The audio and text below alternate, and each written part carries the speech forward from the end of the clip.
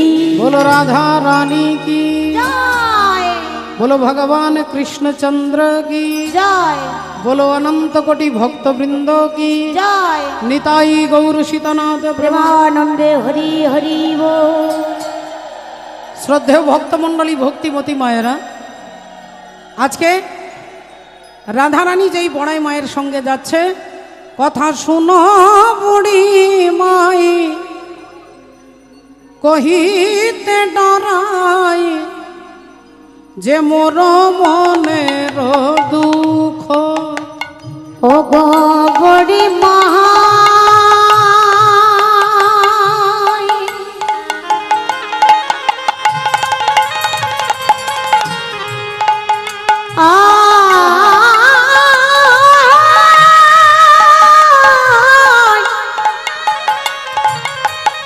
ও গো বড়ি মা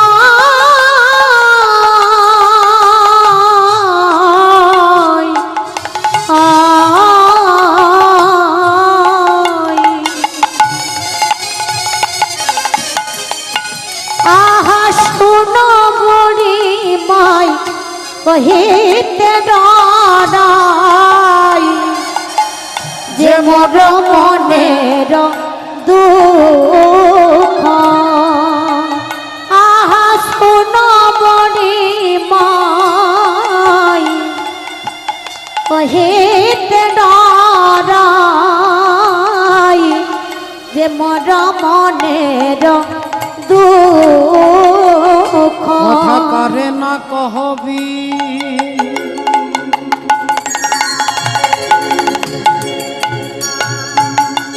শপথি হামারি আরে দেখাবি সোচাঁদ মুখ। কথা করে না কহবি,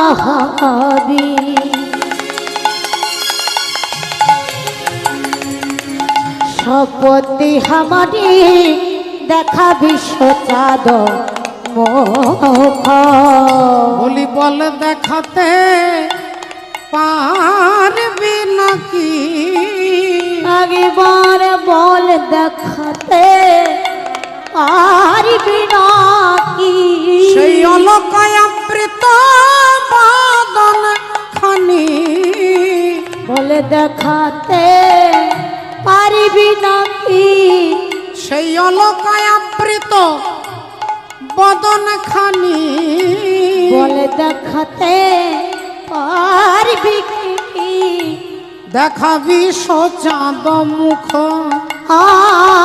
দেখাবি সোচাঁদ মুখ, দেখাবি সোচাঁদ মুখ, দেখাবি সোচাঁদ মুখ। ভক্তিমতী মায়েরা, শ্রদ্ধেয় বাবা ঠাকুর, ভগবান আজকে দানি সেজেছেন। দানি নন। দানি বলতে আমরা ভেবে নিই কেউ 2 টাকা 5 টাকা 500 টাকা 100 টাকা দিল, এটাও দান। এই হরিবাসরের জন্য আপনারা বিন্দু বিন্দু দিয়ে সিন্ধুতে পরিণত করছেন। কেউ 500, কেউ 1000, কেউ 2000, কেউ 10,000, কেউ 2 টাকা, কেউ 5 টাকা। কমিটির বাবারা যেমন যাবেন আপনারা দেবেন, এটাও দান। কিন্তু আজকে ভগবান যে অর্থে দানি সেজেছেন, তিনি আজকে দেবেন না, তিনি আজকে নেবেন। অর্থাৎ ইনকাম ট্যাক্সের অফিসার। ট্যাক্স দান মানে এখানে ট্যাক্স বোঝাচ্ছে। তখনকার দিনে রাজা মহারাজারা রাস্তার মাঝখানে একজনকে রাখতেন, বিনিময়ে তার বেতনটা কি ছিল না, রাস্তা দিয়ে কেউ যদি আলু নিয়ে পেরোবে তাকে আলু দিতে হবে, কেউ যদি আদা নিয়ে যাবে তাকে আদা দিতে হবে, কেউ যদি গয়না নিয়ে যাবে তাহলে একটা গয়না দেবে। রাস্তায় দিয়ে তারপরে যেতে হতো, অর্থাৎ কর আদায় করতেন, ট্যাক্স আদায় করতেন। তাই ভগবান এখানে ট্যাক্সের অফিসার, তাকে ট্যাক্স দিতে হবে। তিনি আজকে দানি সেজেছেন। প্রকারান্তরে জীবের কাছে তিনি চান। কি চান, কেন চান? আপনাদের কাছে ছোট্ট একটা সত্যিকারের ঘটনা বলবো। সত্যিকারের ঘটনা। আপনারা নামটা শুনেছেন, রাঁচি হাজারিবাগ। বর্তমানে এটা এখন ঝাড়খণ্ডে, বিহারে পড়ছে, বিহারের মধ্যে পড়ছে। হাজারিবাগ বলে একটা জায়গা, সেইখানে একটা ছোট্ট গ্রামে একজন ভক্ত যখন জন্ম হলো তখনই মা মারা গেল, সেই দিনই মা মারা গেল। বাড়িতে দাদা বৌদিরা আছে, জন্মের পরে মা মারা গেল। মা যেই মারা গেল 2 বছর পরে তার বাবাও মারা গেল। 3 বছর বয়সে ছেলেটা অন্ধ হয়ে গেল। একটা রোগ, এমন একটা রোগ হলো যে ছেলেটা অন্ধ হয়ে গেল। 3 বছরের ছেলের নাম তার রামটহল পাণ্ডে। রামটহল পাণ্ডে 3 বছরের ছেলে, অন্ধ ছেলে। দাদা বৌদিরা দেওরকে, ছোট্ট ভাইকে ছেলের মতো করে মানুষ করে। কিছুদিন পরে একমাত্র দাদা আর বৌদি, আর সংসারে কেউ নেই, আর ছোট্ট রামটহল পাণ্ডে। কিছুদিন পরে দাদাও মারা গেল বড়। চিন্তা করে দেখুন। আপনাদের কাছে ঠাকুমার ঝুলির গল্প বলিনি, বাস্তব কথা। প্রথমে মা মারা গেলেন, তারপরে বাবা মারা গেলেন, তারপরে দাদাও মারা গেলেন। বিধবা বৌদি আর ছোট্ট রামটহল পাণ্ডে। বৌদি ছেলেকে, দেওরকে ছেলের মতো মানুষ করেছে। সেই অন্ধ দেবর ভাই একটু একটু করে বড় হয়েছে। তার জীবনের একটাই উদ্দেশ্য, তিনি ভগবানের নাম শুনতে খুব ভালোবাসতেন। যেখানে যেখানে ভাগবত হতো, বৌদিকে গিয়ে বলতেন, বৌদি তুমি আমাকে খাবারটা একটা ছোট্ট কাপড়ের আঁচলে বেঁধে দাও, আমি খাবারটা নিয়ে যাব, ওখানে ভাগবত শুনবো আর খাবার খেয়ে ফিরে আসব। বৌদি তাই করতেন। 2-5টা ঘরে 1 মুঠো করে আটা ভিক্ষে করতেন। সেই আটা কোনোদিন কেউ দিত, কোনোদিন দিত না। যেদিন দিত না সেদিন দুজনেই অভুক্ত। যেদিন দিত সেদিন কোনো রকমের রুটি একটু করে, জল আর রুটি দুজনেই খেতেন। এভাবেই জীবন চলে যায়। অন্ধ দেবর কোনো কাজ করতে পারে না, বৌদি ভিক্ষে করে সংসার চালায়। 7 দিনের ভাগবত পাঠ, 7 দিন ভাগবত হবে। ভাগবত কীর্তন শুনতে যেতেন সবাই, কেউ না কেউ, কেউ 1 টাকা, কেউ 2 টাকা, কেউ 4 আনা দিত। রামটহল পাণ্ডে ওই পাঠক মশাইয়ের কাছে গিয়ে বলতেন, আমি তো অন্ধ, আপনাকে দেবার মতো আমার কিছু নেই, আমার হাতগুলো আপনার পায়ে ছুঁয়ে দেন, আমি আপনার পাগুলো টিপে দিতে পারি, এর ভিন্ন আমার দেবার মতো কোনো যোগ্যতা নেই। হরি বল, হরি বল। আমি আপনার গায়ে তেল মাখিয়ে দেব, আমি আপনার হাত পা টিপে দেব, সেবা করে দেব, বিনিময়ে আমাকে একটু হরি কথা শুনতে দেবে। পাঠক মশাইয়ের চোখগুলো ছলছল করে উঠল। বললেন, ভাই আগামী সপ্তাহ থেকে পাশের পাড়াতে, পাশের গ্রামে ভাগবত পাঠ হবে, তুমি তাহলে যেও। তারিখটা বলে দিয়েছে, দিনটা বলে দিয়েছে। রামটহল পাণ্ডে ওই অত দূর রাস্তা, 3 কিলোমিটার যেতে, 3 কিলোমিটার আসতে, অন্ধ। আর অন্ধের পা হচ্ছে তার লাঠি। লাঠি ঠুকে ঠুকে যায়। দেখতে দেখতে পাশের গ্রামে পাঠ শুরু হয়ে গেছে। প্রতিদিন যায়, আজকে শেষ দিন, একটু তাড়াতাড়ি যাবে, কিন্তু মেঘের অবস্থা, প্রচণ্ড বৃষ্টি হচ্ছে। বৌদি বলছে, ভাই এই ঝড় বৃষ্টিতে তুমি যেও না ভাই, তুমি রাস্তা বুঝতে পারবে না, ওই রাস্তাটা তো তোমার চেনা পরিচিত রাস্তা নয়, নতুন গ্রাম, তুমি যেও না, প্রচণ্ড বৃষ্টি হচ্ছে। শাস্ত্র বলছে, মেঘাচ্ছন্ন দিন কভু নহে তো দুর্দিন, যেদিন কৃষ্ণ কথাহীন সেই হচ্ছে আমাদের জীবনে দুর্দিন। হরি বল। যেদিন কৃষ্ণ কথাহীন সেই দিন আমাদের জীবনে দুর্দিন। যেদিন আমরা ভগবানের নাম শুনতে পারবো না, যেদিন নামটা বলতে পাবো না, সেটা হচ্ছে আমাদের জীবনের দুর্দিন। রামটহল পাণ্ডে বলছে, বৌদি তুমি খাবারটা বেঁধে দাও, আমি ঠিক চলে যাব। বৌদি বলছে, ভাই আজ আমার ঘরে তো কিছু নেই, ভিক্ষা করতে যাব, এখনো যেতে পারি নাই। ঠিক আছে বৌদি, আমি এমনি চলে যাই। লাঠিটা হাতে নিয়ে লাঠি ঠুকতে ঠুকতে যাচ্ছে। ওমা, আর যেতে যেতে কাদা পিছিল রাস্তা তো, ভুল করে অন্য একটা রাস্তায় ঢুকে গেছে। রাস্তায় কেউ নেই। হাঁটতে হাঁটতে সামনেই একটা কুয়ো, আর কুয়োর মধ্যে কোনো জল নেই, শুকনো কুয়ো ছিল। সেই শুকনো কুয়োতে রামটহল পাণ্ডে পড়ে গেছে। মা পড়ে যখন গেছে, কুয়োর ভিতরে বসে রামটহল পাণ্ডে কেঁদে কেঁদে বলছে, ঠাকুর আমার জীবন থেকে তুমি আমার মাকে কেড়ে নিয়েছো, আমি কোনোদিন অভিযোগ করি নাই ঠাকুর। তুমি আমাকে মাতৃহারা করেছো, আমি কোনোদিন তোমাকে জানাইনি আমার দুঃখের কথা। কিছুদিন পরে আমার বাবাও পৃথিবী ছেড়ে চলে গেল। আমার বাবার সংসারে বাবা হচ্ছে ছাতা, সেই ছাতাটাও মাথা থেকে সরিয়ে গেল, আমি তবুও তোমাকে কিচ্ছু বলি না।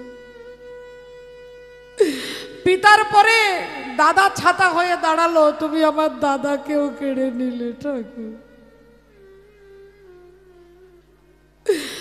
সংসারে অভিভাবক বলতে কেউ নেই, শেষে তুমি আমার চোখ দুটো কেড়ে নিলে, আমি অন্ধ হয়ে গেলাম।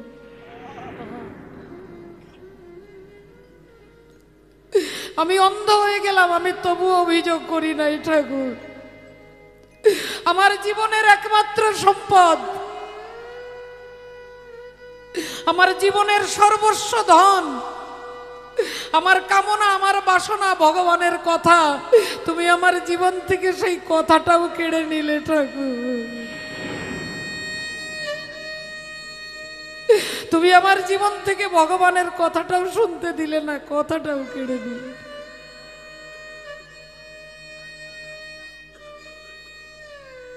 পরমেশ্বর ভগবান ছোট্ট একটা বাচ্চা ছেলে সেজে আর কুয়োর কাছে এসে বলছে, এই যে বাবু কুয়োতে পড়ে গেছেন, হাতটা দিন, আমি তুলে দিচ্ছি। রামটহল পাণ্ডে বলছে, কোনখানে তোমার হাত আমি তো জানি না, আমি হাতটা বাড়াচ্ছি, তুমি আমার হাতটা ধরে নিজে থেকে তুলে নাও। রামটহল পাণ্ডে হাত বাড়িয়েছেন, ভগবান হাতটা ধরে কুয়ো থেকে তুলে দিয়েছেন। এবার হরি বল, রাধে রাধে। তুলে দিয়েছেন, তুলে দিয়ে বলছেন, হাতটা ছাড়ো। রামটহল পাণ্ডে বললেন, তুমি কি করে জানলে আমি কুয়োতে পড়ে আছি? ভগবান দেখলেন আমি তো ধরা পড়ে যাচ্ছি ভক্তের কাছে। বললেন, না না, আসলে পাঠ শুরু হতে আজকে একটু দেরি হয়েছে, বৃষ্টি হচ্ছিল তো, পাঠক মশাই একটু দেরি করে এসেছে, তাই বলছে যারা যারা পাঠ শুনতে আসবে তাদেরকে খবরটা দিয়ে দাও যে আজকে পাঠ হবে, পাঠ কীর্তন হবে। তাই আমি যাচ্ছিলাম এই রাস্তা দিয়ে, তোমাকে পড়ে থাকতে দেখেছি। রামটহল পাণ্ডে ধীরে ধীরে সেই ভাগবতের প্যান্ডেলে এসে বসেছেন, আর ভগবান নিজে তার বৌদি সেজে পাঠক মশাইয়ের কাছে রুটির পোঁটলাটা দিয়ে বলছে, এই পোঁটলাটা ওই যে ওখানে অন্ধ ভদ্রলোক বসে আছে, ওইটা তার জন্য, পাঠ কীর্তন শেষ হলে ওনাকে দিয়ে দেবে। পাঠ কীর্তন শেষ হয়েছে, পাঠক মশাই তাকে ডেকে রুটির পোঁটলাটা দিয়েছে, সে ভাবছে বৌদি পাঠিয়েছে। এক টুকরো রুটি বদনে দিয়েছে, সারা অঙ্গ রোমাঞ্চিত হয়ে গেছে, এমন রুটি তো কোনোদিন খায়নি। সর্বঙ্গ থরথর করে কাঁপছে, চোখ দিয়ে জল পড়ছে। মহাজন বলছে, এতদিন রুটি তোমার বৌদি বানিয়েছিল, আর আজকে যে রুটিটা এনেছেন সে যে পরমাত্মা ভগবানের হাতে।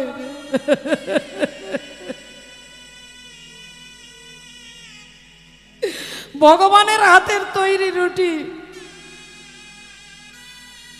সেই রুটি খেয়ে ফিরতে ফিরতে সন্ধে হয়ে গেছে। বৌদিকে বলছে, বৌদি গো, তোমাকে আজ থেকে বৌদি বলে নয়, তোমাকে মা বলে ডাকবো। তুমি এই ঝড় বৃষ্টিতে আমার জন্য রুটি পৌঁছাতে গেছো।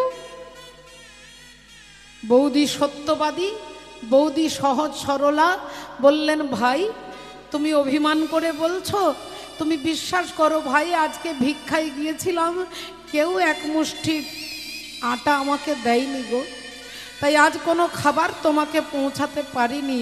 সে কি বৌদি, তুমি পাঠক মশাইকে কাপড়ের পোঁটলাতে রুটি বেঁধে দিয়ে আসনি? বৌদি বললেন, না ভাই, এই ঝড় বৃষ্টিতে কেউ আমাকে কিচ্ছু দেয়নি, আমি তোমার জন্য রুটি নিয়ে যাব কি করে? রামটহল পাণ্ডে তিনি বুঝতে পেরে গেলেন, কোনো রকমে হাতড়ে হাতড়ে ঘরের ভেতরে এসে দরজাটা বন্ধ করে আর হাত জোড় করে কেঁদে কেঁদে বলছে, ঠাকুর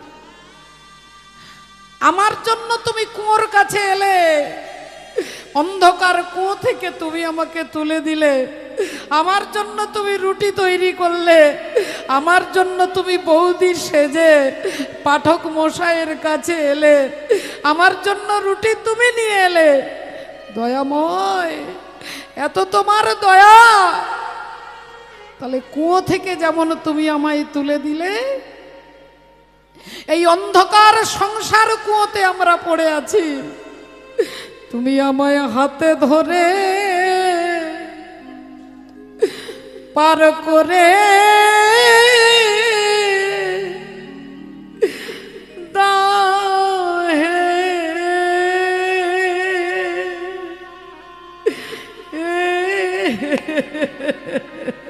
তুমি হাতে ধরে আমায় পার করে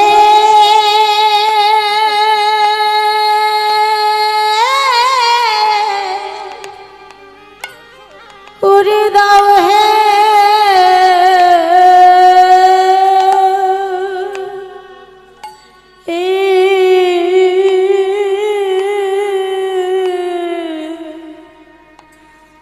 আমায় হাতে ধরে, হাতে ধরে পার করে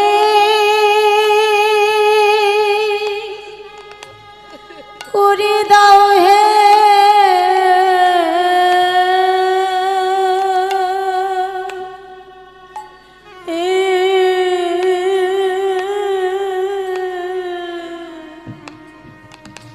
সেই নয়ন্তি মকা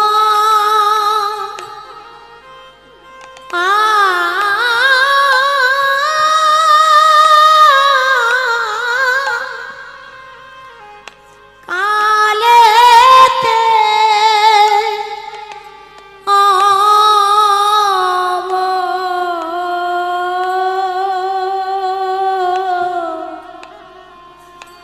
হে দয়া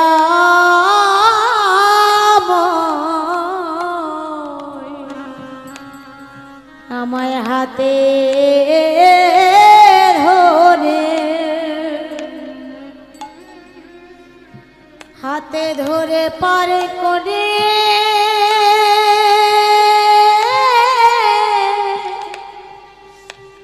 করে দাও হে।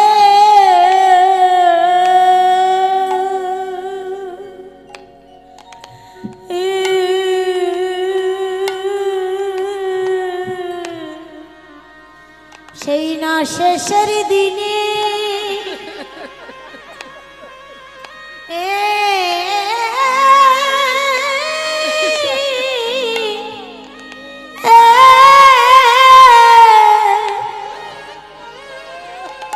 তুমি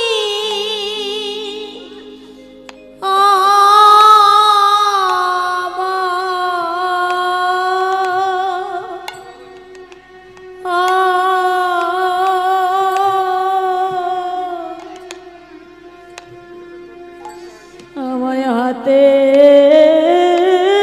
ধরে,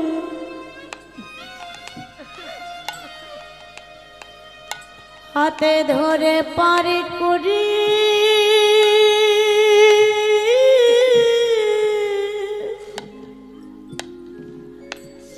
করে দাও হে।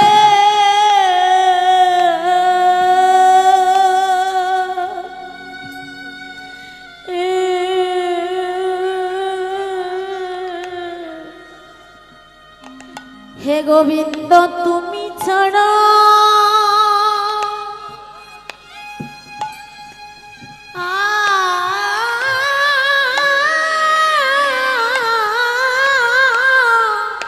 এ জগতে আর আমার কে হো নাই হে।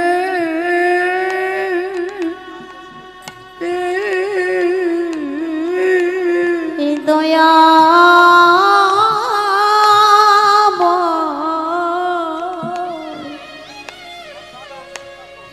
হাতে ধরে, হাতে ধরে পরে করে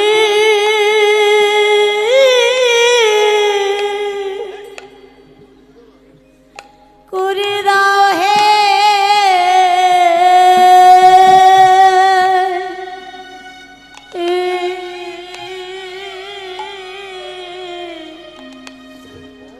হে দয়াময় তুমি ছাড়া আমার কেহ কেহ নাই দয়াল, হাতে ধরে হাতে ধরে পার করে দাও হে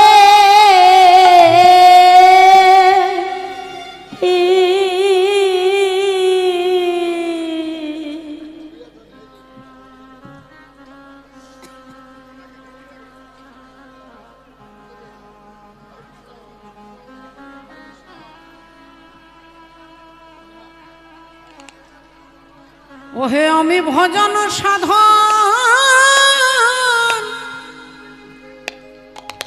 কিছু জানি না দয়াল, আমায় হাতে ধরে পার করে দিও। শ্রদ্ধেয় বাবা ঠাকুর, আমি ভজন কমিটির বাবারা যাচ্ছেন ভিক্ষার আঁচল নিয়ে। আপনারা ভগবত সেবায় পারের কড়ি হিসেবে, যদিও অর্থ দিয়ে পার হওয়া যায় না, কিন্তু এটা যদি আমরা মনে করি যে আপনার অর্থ দিয়ে ভক্তের সেবা হবে, হরি নাম হবে, কীর্তন হবে, জনগণের জনসাধারণের উন্নতি হবে, তাহলে আপনার সেই